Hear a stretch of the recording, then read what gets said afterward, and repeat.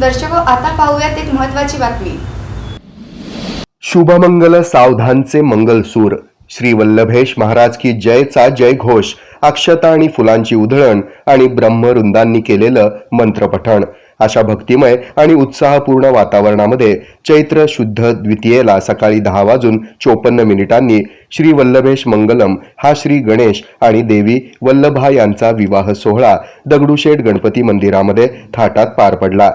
भगवान वल्लभेशांच्या महामिलनाचा महोत्सव म्हणजे वल्लभेश मंगलम, त्यामुळे हा सोहळा अनुभवण्याकरता पुणेकरांनी मोठी गर्दी केली होती। श्रीमंत दगडूशेठ हलवाई सार्वजनिक गणपती ट्रस्ट सुवर्णयुग तरुण मंडळातर्फे भगवान श्री गणेश आणि देवी वल्लभा यांचा विवाह सोहळा मंदिरात आयोजित करण्यात आला होता। यावेळी ट्रस्टचे अध्यक्ष सुनील रासने, कोषाध्यक्ष महेश सूर्यवंशी, सरचिटणीस आणि आमदार हेमंत रासने यांच्यासह राजाभाऊ घोडके आणि पदाधिकारी कार्यकर्ते उपस्थित होते। गौरी पालेशा आणि मयूर पालेशा यांनी लग्न सोहळ्याच्या धार्मिक विधीमध्ये सहभाग घेतला। वेदमूर्ती मिलिंद राहुरकर गुरुजी यांनी सोहळ्याचं पौरोहित्य केलं। सभा मंडपामध्ये विविध रंगी फुलांची आकर्षक आरास करून लग्न मंडपाचं स्वरूप देण्यात आलं होतं। श्री गणेश आणि देवी वल्लभा यांच्या मूर्ती सभा मंडपात ठेवून सर्व पारंपरिक विधी पार पडले। ब्रह्मवृंदांनी केलेल्या मंत्र पठणानं या विवाह सोहळ्याला वेगळी उंची प्राप्त झाली। ट्रस्टचे विश्वस्त पदाधिकारी आणि कार्यकर्ते आणि वराडी मंडळींच्या भूमिकेमध्ये असलेल्या पारंपरिक वेशात लग्न सोहळ्यामध्ये सहभागी झाले होते। भगवान श्री गणेशाच्या शक्तीचा उल्लेख केला की आपल्या डोळ्यासमोर देवी सिद्धी आणि बुद्धी यांचा विचार येतो। तथापि गणपत्य संप्रदायामध्ये श्री गणेशांच्या विविध शक्तींचा उल्लेख केलेला आहे। परब्रह्म परमात्मा भगवान श्री गणेश आपल्या स्वानंदेश स्वरूपामध्ये एकटे विद्यमान असतात। कधीतरी त्या परमात्म्याला अनेकत्वाची इच्छा जागृत होते। या इच्छेला उपनिषदांनी एकोहम बहुश्याम अशा स्वरूपात वर्णन केलंय। ब्रह्मस्पतीला अशी इच्छा झाल्यावर त्या इच्छापूर्तीसाठी ते आपल्या योगमायेला जागृत करतात। ही त्यांची योगमायाच देवी वल्लभा नावानं ओळखली जाते। ती मोर्याची अत्यंत प्रिय असल्यानं तिला वल्लभा असं म्हणतात। एकट्याच मोर्याच्या स्वरूपामध्ये सर्व विश्वाचा आरंभ आहे। देवी वल्लभेच्या प्रकटीकरणाची मोर्यानं तिच्यासह नटण्याची तिथी चैत्र शुद्ध द्वितीय असते। निर्गुण निराकार त्रिगुणातीत परब्रह्म म्हणजे भगवान श्री गणेश, तर आत्ममायायुक्त सगुण साकार त्रिगुणात्मक परब्रह्म म्हणजे श्री गणेश। देवी वल्लभा आणि तिने युक्त असणाऱ्या भगवान वल्लभेशांच्या महामिलनाचा महोत्सव म्हणजे वल्लभेश मंगलम आहे। त्यामुळं हा सोहळा मंदिरात थाटात साजरा झाला।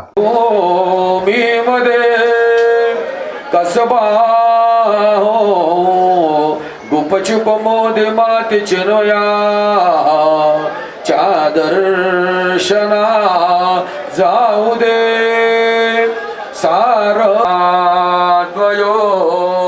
मंगल शुभ मंगल सावधान मच्चाते अवतार सात मगतो द्वापारिता आठवान कस्तुरी तिलकम ललाट पटले नासाग्रे नवमोति गंगरदले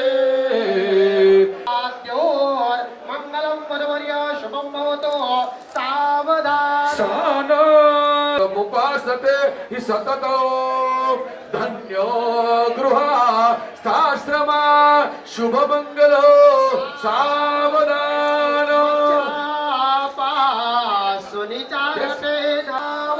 शिव कलन वरेटं सर्व कल्याण मूर्ते शुभ मंगल सावधान पांचाल पुत्रे मणिरत्नधारे। जय गणेश। श्रीमंत दगडूशेठ हलवाई गणपती बाप्पांच्या मंदिरामध्ये आज गणपती बाप्पांचा विवाह सोहळा म्हणजे श्री वल्लभेश मंगलम हा पार पडला। याच्या मागची जी आध्यात्मिक पार्श्वभूमी आहे, उद्गल पुराणामध्ये जे वर्णन केलेलं आहे की चैत्र शुद्ध प्रतिपदेला भगवान श्री गणेश म्हणजे परमात्मा यांना असं स्फुरलं की मी अनेक रूपात नटो आणि त्यांनी आपल्या आत्मशक्तीपासून योगमाया निर्माण केली, तिला देवी वल्लभा असं संबोधलं गेलं। आणि या दोघांच्या मिलनातनं गुणमयी सृष्टी निर्माण झाली आणि त्यातनं गुणेश निर्माण झाले आणि गुणेशांपासून पंचेश्वर निर्माण झाले। ह्याच्यामध्ये आजची जी द्वितीया जी तिथी आहे ज्यावेळेला ते एकच एक तत्त्व होतं ते 2 तत्वामध्ये विभागलं गेलं. त्यामुळे या दिवसाला, या मिलनाला बाप्पांचा विवाह सोहळा साजरा करण्याचं प्रतिकात्मक रूपामध्ये या मिलनाला भगवान वल्लभेश मंगलम असं संबोधलं गेलं आणि हा विवाह सोहळ्याचा विधी या मंदिरामध्ये पार पडलेला आहे. आणि नुकतंच गणपती बाप्पांच्या ह्या अद्वितीय असा विवाह सोहळ्याने सर्व भक्तांना अतिशय आनंद आला आहे. अतिशय सुंदर असं पौरोहित्य मिलिंद राहुलकर गुरुजींनी केलेलं आहे. गणपती बाप्पा आणि देवी वल्लभा यांना मुंडोळ्या घालून विधिवत पारंपरिक पद्धतीने हा विवाह सोहळा मंदिरामध्ये पार पडला आहे. भक्तांनी बाप्पांच्या या अनोख्या दर्शनाचा लाभ घ्यावा. धन्यवाद. जय गणेश.